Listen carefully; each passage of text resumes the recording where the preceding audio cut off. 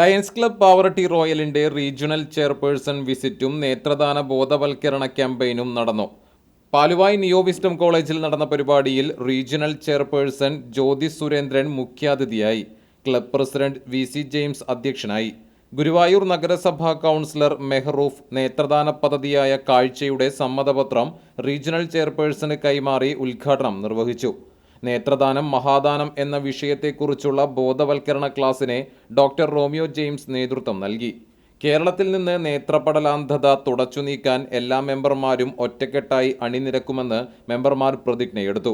Chavakkad taluk rural housing സഹകരണ സംഘത്തിന്റെ പുതിയ പ്രസിഡന്റായി സ്ഥാനമേറ്റ ക്ലബ് മെമ്പർ സിന്ധു അനിൽകുമാറിനെയും പുതിയ അംഗവും പാവറട്ടി സർവീസ് സഹകരണ ബാങ്ക് ഡയറക്ടറുമായ ഒ.ജെ. സെബാസ്റ്റ്യനെയും യോഗത്തിൽ ആദരിച്ചു.